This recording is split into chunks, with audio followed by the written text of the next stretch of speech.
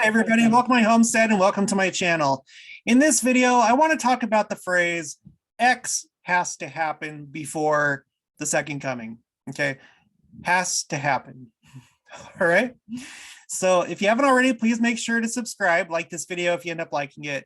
Leave your comments, your thoughts, your opinions, and then also make sure to share this with anyone that might find this interesting.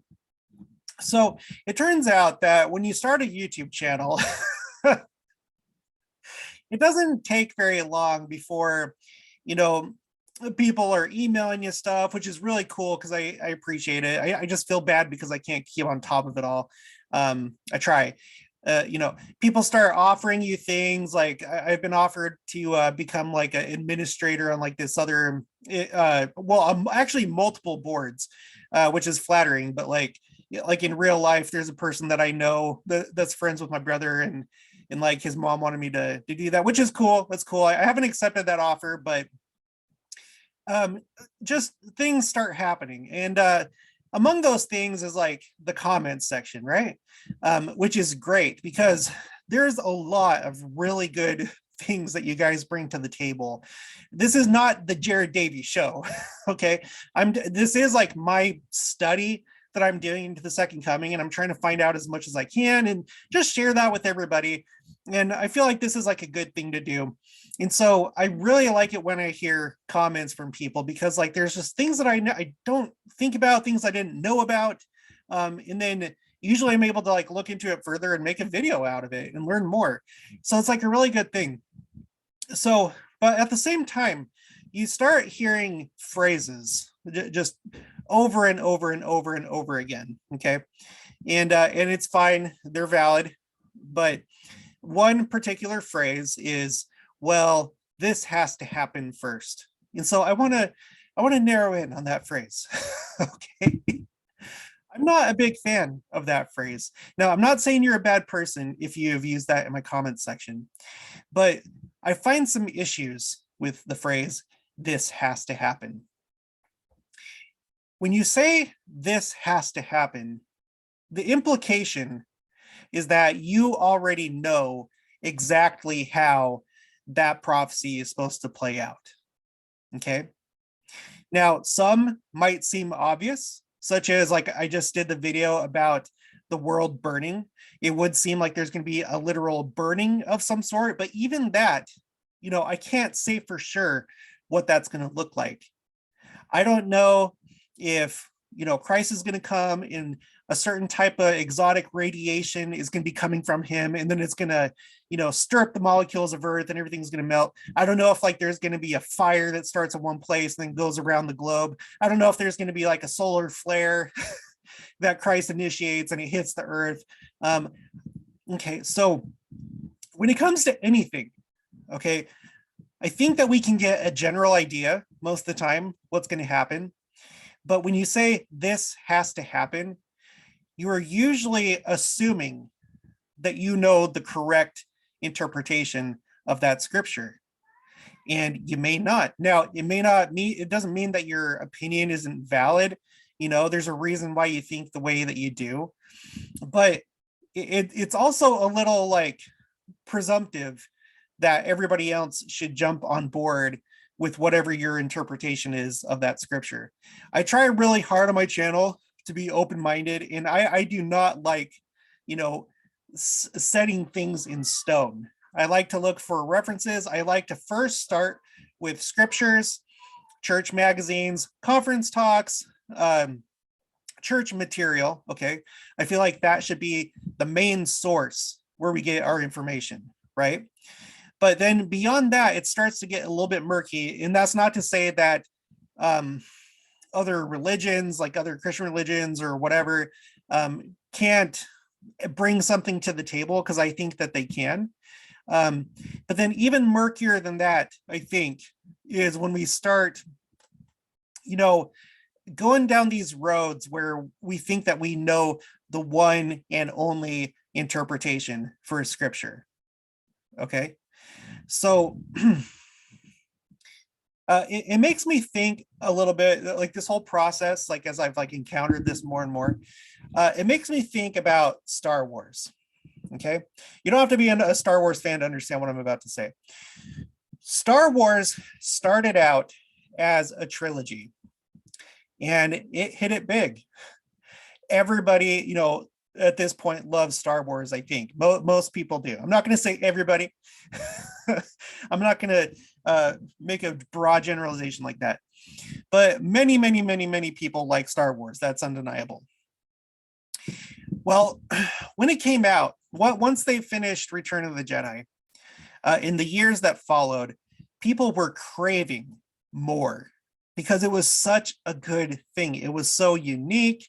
It was so just fun to watch. It was original. And just everything about it was magical and it was amazing. So what started to happen was you basically had all this fan fiction that started up.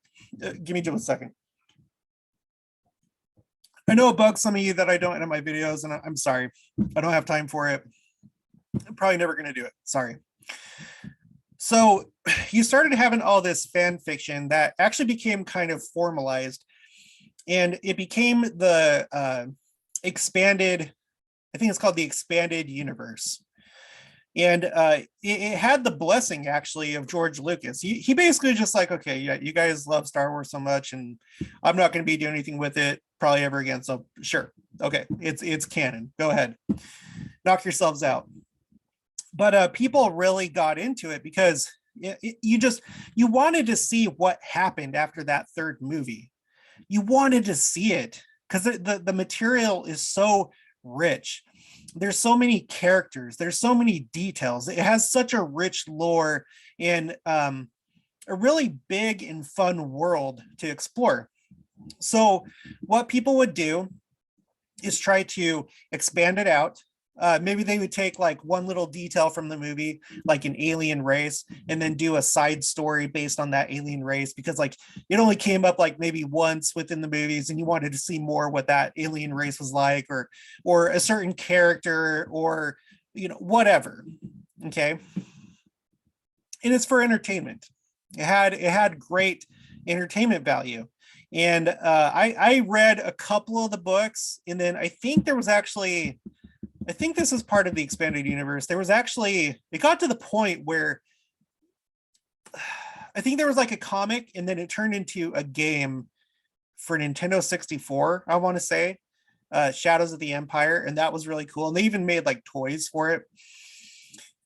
So people really got into it and it was fun because you just wanted more Star Wars. Okay, so how does that relate to what we're talking about? I think there's kind of that effect when it comes to studying things that have to do with the second coming, because it's such an exciting idea. And I would agree, no matter how you look at it, no matter from what camp, everybody is excited for it. Everybody wants it to happen, and it will be amazing. I think that you can probably say that for sure. It's going to be amazing. No matter how it unfolds, it's going to be amazing. And everybody wants it so bad. But I think sometimes people will take hold of certain scripture passages and be like, oh, I wish I knew more about that. Or, it looks like there's a story there. And then things kind of develop over time. Theories get going. You're sitting around a campfire. It's just you and like the few people that like to talk about deep things. Everybody else is like already in their tents, or they're over there playing some game. And so it's just you and the deep thinkers. And then you start talking about the deep things that you don't talk about in just everyday conversation that have to do with the second coming. Well, I saw this quote, and then it all starts to kind of congeal into, a mass, and it starts to take form.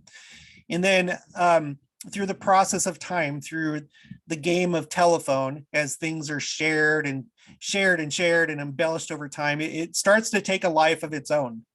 And some people, I think, really like it. They really like certain interpretations of the scriptures, and they run with it, and they try and flesh it out. They try and like explain why, this is the right interpretation and why this is it. Now, I'm not saying that they're wrong. I don't think that they have it completely right, because there is one particular camp that I'm talking about, and it's not just one person, it's just kind of like a group. And some of you are part of that group or have been part of that group. But I tend not to really dig into that anymore. I grew up with that. My uncles, would talk to me about that kind of stuff, and you come across it with your friends at school if you live in Utah, and there's members all over the place. You come across it, and I lived that way for a long time. And then I started to kind of form my own thoughts and ideas, and read and study for myself. And now doing this YouTube channel, I really, really feel like I cannot substantiate uh, most of those kind of far out there ideas. I can't. A lot of it seems to be inference, or seems to be looking at little phrases and then creating a whole story out of that. Not saying that it's wrong, but the other thing about it, like, how do we ground ourselves in reality? Well, you'd say, okay, use the Spirit. Do you think that the Spirit is really concerned with you interpreting these the minutia of these particular scriptures? Do you think that has anything to do with your salvation when it comes down to it? The answer is no, but it is to give us an idea of what to roughly expect is going to happen in the lead up to the second coming. And the most important takeaway of any of it is simply be prepared, be living the gospel. The boring things like repenting, going to church, paying your tithing, treating others kindly, the way that you would treat yourself, living the two great commandments. This is what we need to do. We need to go to the temple. Our general authorities right now are really stressing the fact that we need to go to the temple. We need to do home-centered church. We need to continue continue gathering scattered Israel, both on this side and on the other side of the veil. Though that's really what we really need to focus on in order to be prepared for the second coming. It's not knowing how the story is going to play out. So Jared, if this is what you think, why are you doing this channel? Well, I think there's a lot that we can learn, and we are commanded to look for the signs of the times. Christ himself in the New Testament commanded us to watch ye therefore, so that when this happens, it doesn't happen to you as a thief in the night. You'll be expecting it. You'll be ready for it. You'll be obeying the commandments and being where you need to be spiritually, so that you can move on to the next phase of Earth's history. Okay. He didn't command us, okay, now what I need you to do, read through all the scriptures, connect all the dots, come up with the perfect timeline, or make sure that you know the secret code, and then you'll be ready. And that's not what I'm trying to do on this channel. I'm just trying to watch for things, think about things, explore other options that are more realistic, so that we can be like, oh, you know what, it looks like that sign may have already happened. Now, if it's wrong, then no big deal. It's just a thought. It's not going to lead anybody astray. Okay. When we're talking about doctrine, we're talking about the things of the soul, the things that affect your eternal salvation. I hear that word used quite a bit too when it comes to this. Is like, this is doctrine. And I think we need to be careful how we use that word, because the way that it's being used, I don't think it means what you think it means. Okay. Doctrine is like the way an organization is run, the theory of the organization. It's not the minutia. It's not the like little, I don't want to call it the myth, but like the story. It's like what the guiding principles of an organization, right? So I think it's good for everybody to study this. If you are in that camp, I think that's fine. And I think it's good that you are anxiously engaged in trying to learn about the second coming. The only danger with it is that if you're expecting things to be too incredible, you might miss things that happen, but that is it. Okay. If you're living your life in accordance with the gospel, you're going to be fine whether or not you miss those signs or not. It's just that it may be more beneficial to you if you, try and stick to more realistic ideas, and just realize really how close we are, and also to listen to the living prophet. In this last devotional for young adults, Elder Rasband said, yes, previous prophets have said important things and great things, but what should be most important to us is what living prophets are saying. And our living prophet is talking about the second coming all the time. It seems like every single talk he gives, he's talking about the second coming. I'm still doing the challenge where I'm going through all 31 of his talks in conference that he's given up until now. It's been a while since I've done a video for that, but he mentions it every time. Every time it always comes up. So, and when them and the general authorities are not talking about some of these fringe ideas, things like the 10 lost tribes, like when is the last time you've heard a general authority talk about or hint at the 10 lost tribes in the North Pole or in Siberia or whatever your theory is? When is the last time you've heard a recent general authority hint toward that at all? Okay, because I find that a lot of those kind of ideas usually come from the very, very early days of the church, and then also the scriptures, but your interpretation of the scriptures, your interpretation. And I'm not saying that you're wrong, because I'm not going to claim to say that I have the right interpretation, but I feel like it might be wrong. And I feel like I have evidence from modern day general authorities that support my idea, but I'm still not going to say that I'm 100% right.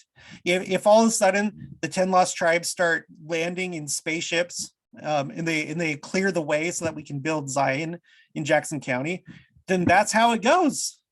Then I was wrong. Cool. Whoa. Oh my gosh, look at that technology. Okay, that's fine if that's how it happens. It's just that I don't think, based on the history of the church, based on the history of the world, based on reality, that that's what's going to happen. And I can't find any modern examples of any prophets or apostles supporting or hinting to that kind of idea. And that's not the only one. There's a whole myriad of this, what I would call kind of like expanded universe of the gospel. And I don't mean to be like a jerk about it, but like I don't know how else to like explain it. And I wouldn't even be talking about it if it didn't come up so much in the comments section. I think the majority of you are actually roughly on the same page with me, but at the same time, as far as like absolute numbers go, it does come up pretty frequently. Someone will pop in and be like, oh, well, no, that can't be because this has to happen. Or no, that's impossible because blah, blah, blah, blah, blah. So the phrase, it can't happen, I think that we need to be very careful with that, because again, that's assuming that we completely 100% understand the scripture and how it's supposed to play out. And we're also at that point putting limitations on reality. And I don't think that's anything that you or me have the authority to do.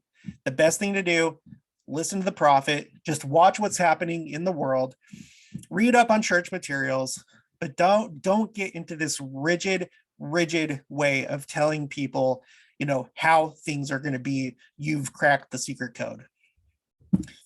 All right, so that's all I have to say for this one. Please share this with whoever you think might benefit from this message. Make sure to subscribe if you haven't already. Again, leave your comments and your thoughts in the comments below, and I'll talk to you guys later.